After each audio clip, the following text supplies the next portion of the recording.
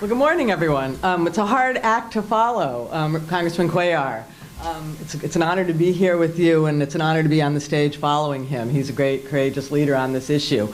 I come from the other side of the aisle. I'm a Republican, and I work in the trenches. I'm obviously not a member, but I work in the, I joke that I live in the tunnels under the Capitol office buildings trying to make immigration reform happen. And I've been here doing that since President Bush was president, so it's been a long time.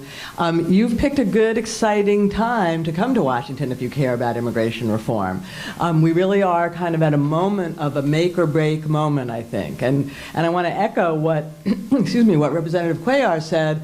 You know, groups like you really can make a difference. So it's important that you're here. It's important that you're here now. Those guys get sick of hearing from people like me who get paid to do it and who they see all the time. The people who really make a difference to them, to the members, are people like you. So it's important that you're here, and it's important that you speak up as you make your rounds today talking about immigration. So, you know, we know, where are we exactly on immigration? So I'm sure you all read the news. You know, important breakthrough last week. If you've been doing this as long as I have, you can remember in 2006 and 2007 when Tom DeLay, as his last act as majority leader in the House, took a bunch of Republicans behind closed doors and tried to get them excited. And the message was, don't do immigration reform. The Senate has just passed immigration reform. We have to stand there and just say no. That's how we're going to hold on to the House. And the reporters outside could hear the cheering. So just as recently as '06, most of the House Republicans were prepared to cheer their leader when he said, don't do it. Well, look where we are today, right? So now House leadership, House Republican leadership, has come out saying we have to do it. And we have to basically give a path to legal status to millions of what they would call illegal immigrants. It's basically, you know, I wouldn't say this in the newspaper, but it's basically House Republican leadership on record for amnesty. I mean, they wouldn't call it amnesty. I don't call it amnesty. It's not exactly amnesty. But the immigrants will have to earn their way. But look how far they've come. It's a 180-degree turn from where they were just a few years ago. Now, it's just leadership, right? So far, we don't know where the whole conference is. But I think it's historic that leadership has come that far. Leadership has said we have to do this.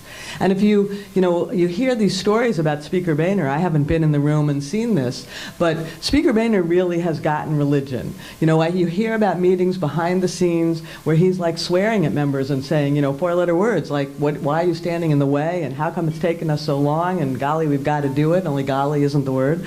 And so leadership is really there. Leadership wants to get it done. The problem is, you know, we're not back in the 1950s or the 1960s or even the 1970s when leadership said we had to do it. That was the end of the game, right? Leadership could go to the members and say, now we're going to do it, and the members would line up behind them.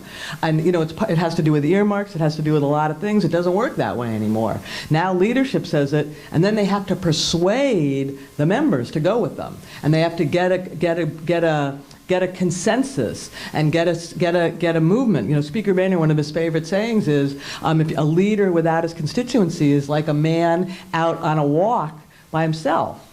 So right now, we've got leadership wanting to do it, and the question is, where is the conference, and can we get the conference to the right place? So I'm going to come back to that, but let's just talk a minute about what we're talking about. What is it?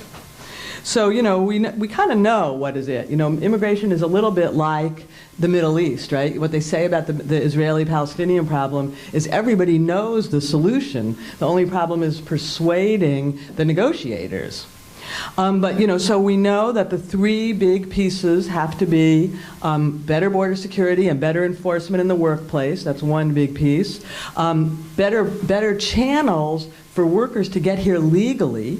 Less skilled workers and highly skilled workers, right? Farm workers and PhD scientists, restaurant workers, construction workers, the whole gamut. Legal channels for them to get here legally. And then some answers for the 11 or 12 million unauthorized immigrants, both the adults and the kids. We've known for decades that those were the components. But the key, of course, is the details.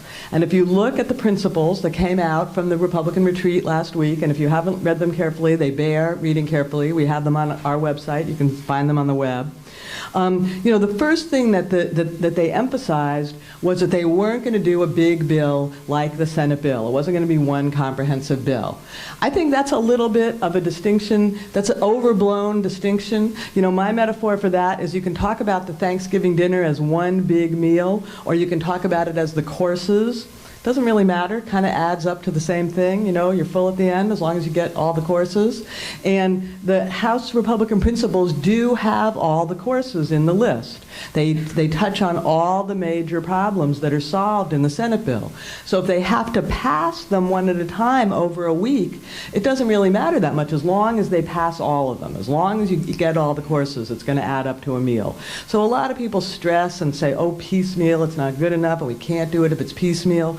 As long as they do all 6, 7, 8 of those pieces, we're going to be okay. And leadership is talking about doing all 6 or 7, 8 of those pieces. So I'm not too worried about the piecemeal part. The principals also make a big, big deal about we're not going to go to conference with the Senate. And skeptics, the Senate bill, and skeptics hear that and they say, well, this isn't serious. If they're talking about not going to a conference, you know, how could they be, what are they talking about? What are they going to do? And, you know, my thinking there, too, is we can get over that. What the House is afraid of, the reason they say no conference, is they don't want a situation where they pass legal status rather than citizenship, and then it goes to conference and it comes back citizenship, and then they have to take an up or down vote on citizenship, and they either look like they're pro-Latino or they look like bigots. And they feel they can't vote for citizenship. They can't. That's against their principles, and we'll talk about this in a minute, against their principles, and they can't keep their seats if they vote for a special path to citizenship. But they're afraid that's what's going to come back, and it's going to be like the budget situation, where they're faced with taking an up or down vote on something they just can't vote for. So that's what they're afraid of. That's why they don't want to go to conference. But, you know, there are ways to deal with not going to conference. The House can pass these bills. They can say, take it or leave it. This is our final answer. They can send that final answer over to the Senate piece at a time. And I think the Senate will understand that. We're already seeing, we know that the House reformers, the Republicans in the House who are in favor of reform, are talking to the Senate Democratic reformers. So we know that the leadership and you know, all the people who are engaged in it strongly on the House side are talking to the Democrats who are really pushing this in the Senate. They all know what the game is. They all know what the limits of what Republicans in the House can do are. And I think, you know, if House Republicans can get to the point of passing something, I think there is a way to get over this conference problem. So the components, the substantive components, you know, the House House committees have already passed 5 of the pieces. So again, let's go back to those Thanksgiving courses. They've already passed 5 of them.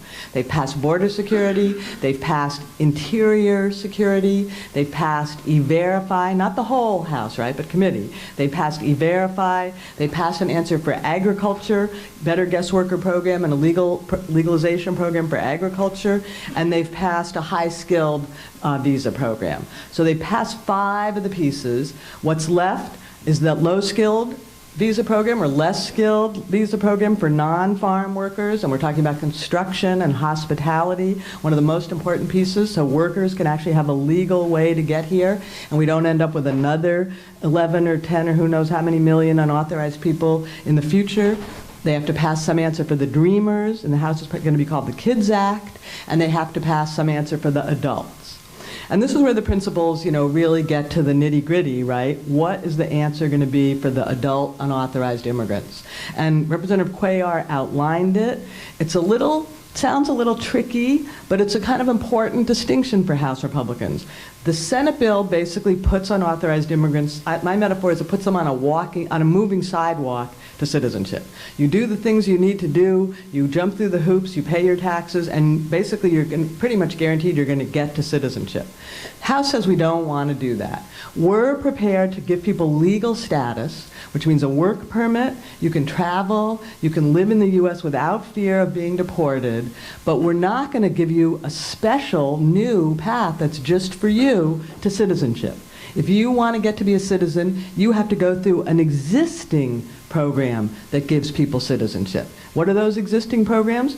You have a child who's a citizen who can sponsor you, an adult child. You marry somebody who's a citizen who can sponsor you, or your employer sponsors you. Those are already existing paths. And the House thinking is we don't want to do any favors for people who broke the law. We don't want to give them any special, speedy way through, so let them get in the back of these existing lines. Now, but the good news is probably about 6.5 million could get in existing lines eventually, right? 4.5 million unauthorized immigrants have kids who were born here who will eventually be able to sponsor them. So it sounds like it's a lot less than the Senate bill, but actually as many as 6.5 million could get to citizenship. The Senate bill is only about 8. So it's not that much of a difference. And, you know, how did Representative Cuellar put it great? You know, this is only the first step, kids. You know, let's get this done and see what we can do, you know, later. So the House is prepared to come, you know, again, I think this is a historic step for the House from people who just as recently as a year ago were saying we have no answer for those people, self-deport. The House is prepared to come to legal status. And we already heard the President. I mean, this was one of the most surprising things of the last week. The President gave I guess it was to CNN last week, where he started to say, well, you know, that answer sounds pretty good to me. That sounds better than nothing. I didn't think the White House was going to respond to it in any way until it was an offer on the table. You know, from my metaphor, it's like a marriage proposal. You know, usually the woman doesn't say yes until the guy's actually asked.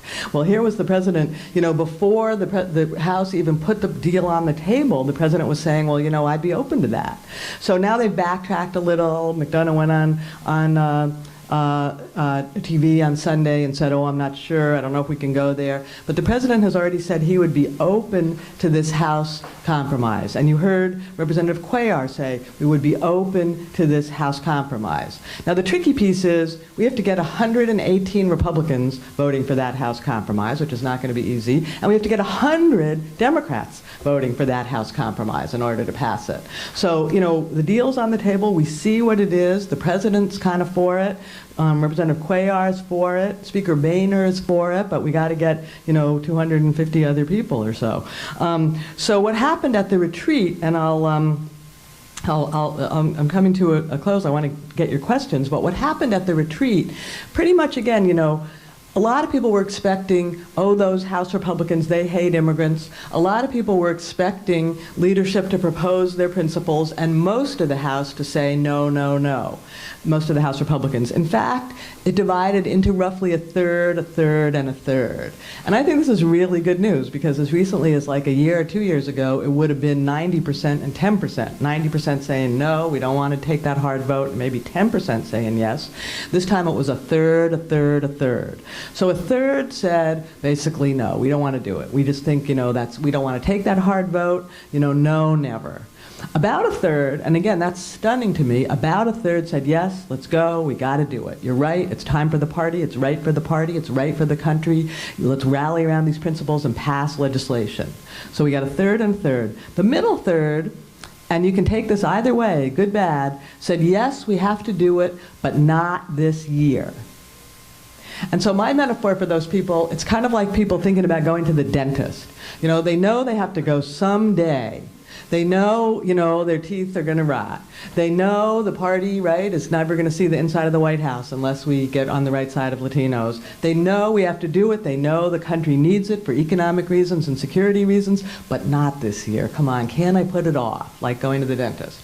So the question is going to be, you know, can we persuade them? We have about 6-9 months. The kind of outside window for this is probably Labor Day. And there's no good time, you know, can we wait? We're probably not going to do it before the primaries, so could we do it after some of the primaries? You know, it's going to be kind of running between the raindrops. But the question is, can we find a window in there, and can we convince that middle third that this is the year to do it?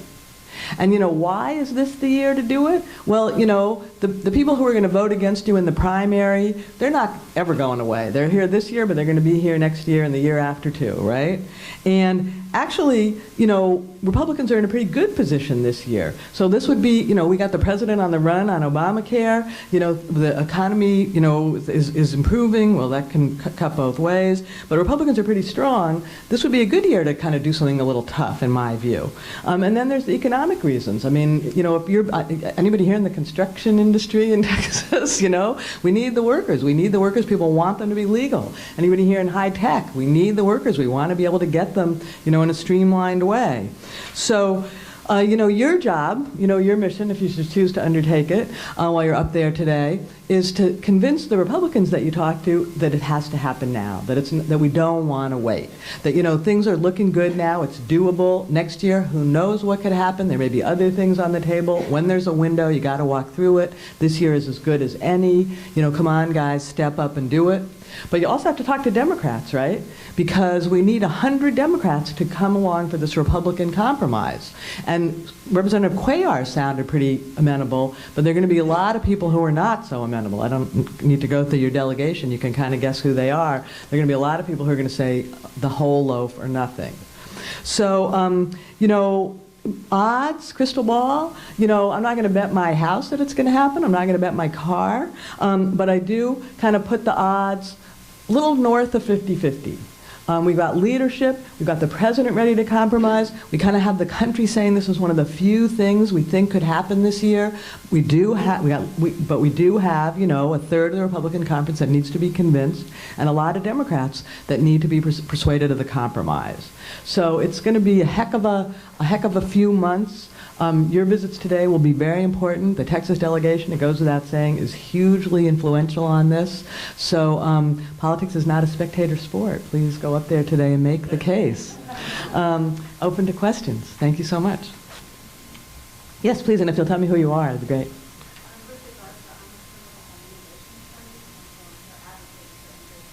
Great.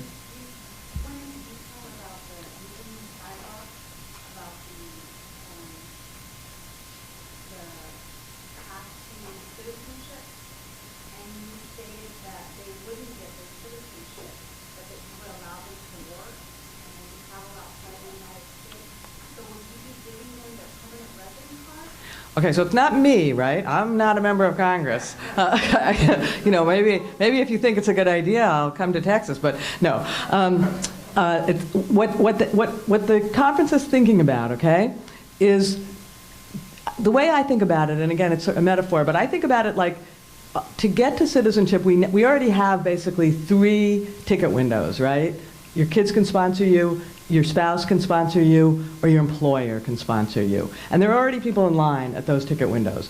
And the problem is immigrants are outside the door. They can't even get in the lines yet, unauthorized immigrants. And what Republicans are saying, we'll let you in that first door so you can get in the lines, and we're not going to bar you from getting in any lines. We're going to, in fact, take away those bars that now would bar you.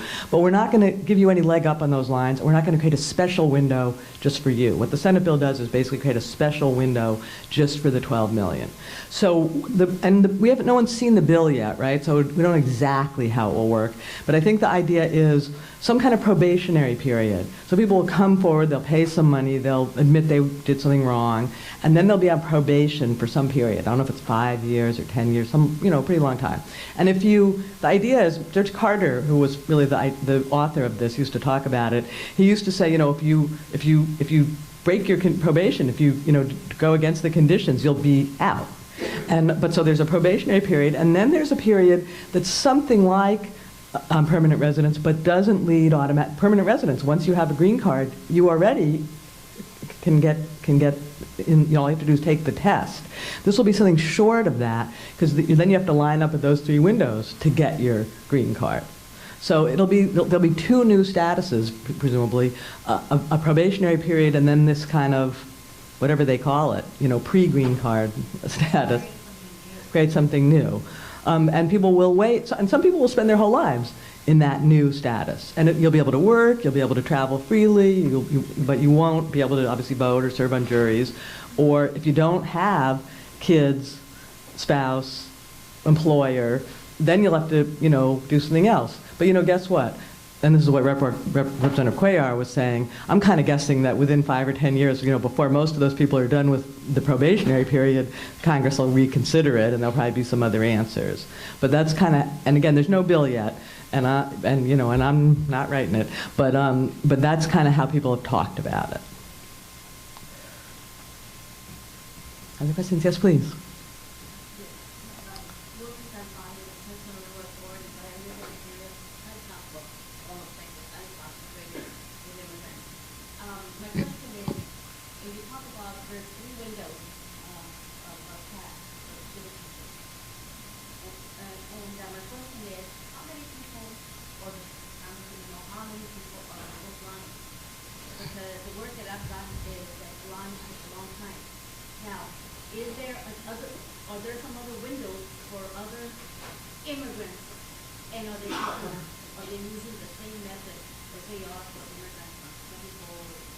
Yeah, really good question. So right now there is a huge backlog of people waiting outside the country to get in.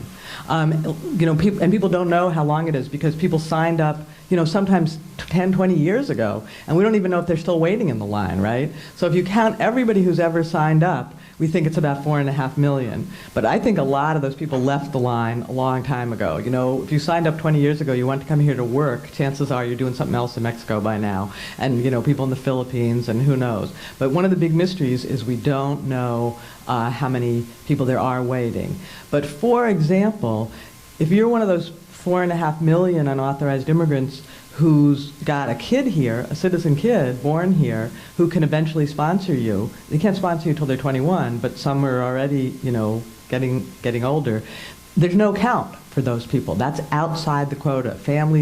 Immediate family sponsorship is outside the quota. So you actually won't be waiting for all those 4.5 million to come. You just have to wait till your kid is old enough.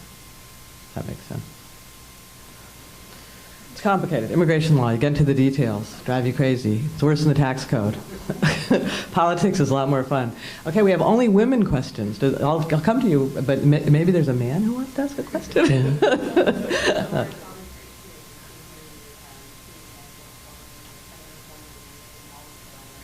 Wait, too nice.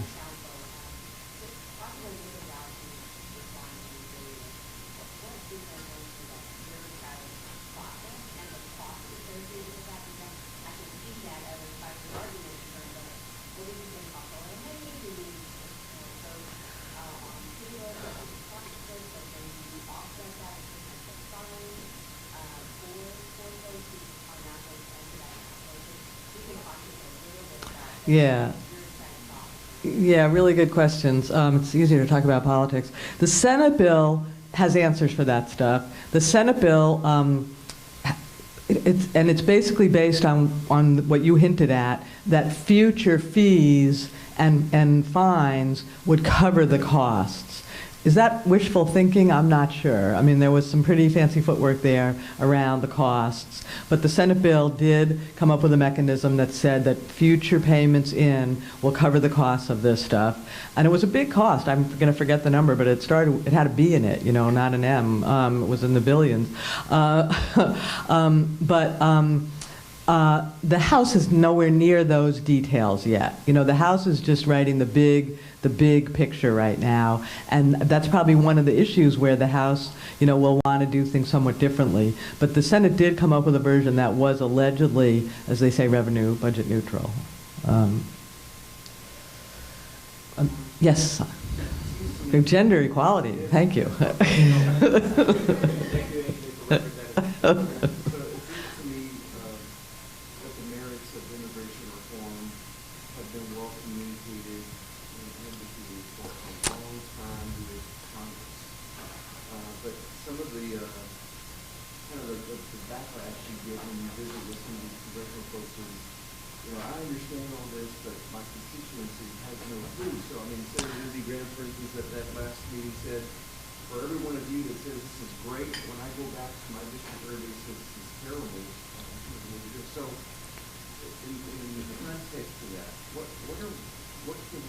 Yeah. Community to, or even as Congress, to do more on the grassroots, more educational level, kind of move us past this? Yeah, that's a really good question, AJ. Thank you very much. So, when you look at the polling on this, again, it's kind of, it's better than a third, a third, a third. It's about 20% are the hell no people who be just saying, we don't want any more brown people, and we don't want to legalize anybody here, and we just what about my job, and stuff like that. And then there's about 20% that says, yeah, I got to do it. And then most people in between, if you make a good case, you can get with the yeah. The trouble is when Lindsey Graham goes home and faces a primary, 20%, it's a lot more of the Republican Party, and he's really scared of it. And the 20%, that if it's a big chunk of the Republican primary, can really do, he'll lose his job. He won't come back. So what can be done? There needs to be education in the districts, and frankly, folks like you all, employers, and people who are trusted and known and trusted in their community are the kinds of people who need to stand up and start to and explain it in your community. And we'd love to work with you in San Antonio. We had an event, for example, this summer in Houston with Mr. Poe, where we had a public event where we had a panel of 4 employers, and he was the moderator, and they were explaining why they needed the workers, and why it was going to be good for Houston, and why it was going to create jobs for people for non-immigrants in Houston. If I'm running my janitor service and I have some more janitors, I can hire a foreman and a manager and an advertiser and a lawyer and like that. And so Mr. Poe kind of asked the skeptical questions, and we had it in a Papado's, so there were a lot of people there, and that was about educating the community. And we're going to try to do a dozen of those in the districts, between now and whenever they take this vote. We'd love to do one in Houston, and you don't have to do it with us. Organize that kind of thing yourself. People who are known, not just, of course, sometimes, you might want to have some left-of-center people and some immigrant rights advocates, but what people really need to hear from are the kind of people who are going to argue it sort of good for not for the good of the immigrants, but for the good of the community, and what's going to make the economy grow, and what's going to, make it safer here, and sort of American interest center-right arguments from people that voters know and trust. And that creates a lot of cover for the member. So we're like, for example, some members who know they want to do the right thing, but just feel like everyone in their district is screaming no. If there's at least somebody in their district, again, an influential voice saying do it, it just allows them to say to everyone else, well, I'm responding to some constituents. So very important, very useful. Speaking out in the district really matters. Just go home and use your voices. Okay, one more. Yeah.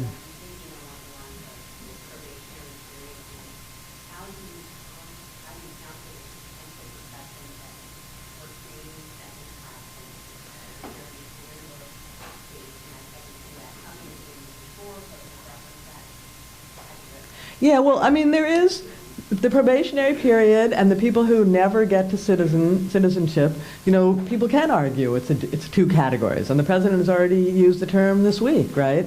And I think if I was if I was a Republican member, I think what I would say is people broke the law, and so they don't get to have exactly what everyone else has. But I mean, I think what I would argue is not exactly that, is that for people who really want to earn their way to citizenship, there will be a way. Some people will choose not to go to citizenship. I mean, that happened in 1986. Only 40% of the people eligible did actually get to citizenship eventually. So, you had sort of 2 voluntary categories then. But I think the answer has to be this is an interim solution for people who did enter the country, breaking the law. Even they were going to give a chance to get to the right side of the law. And, they can earn their way, most of them. I mean, it's a little tricky. Anyone else? Well, please, go up there and do raise your voices. They need to hear from you. You are the ones they listen to. Good luck with it.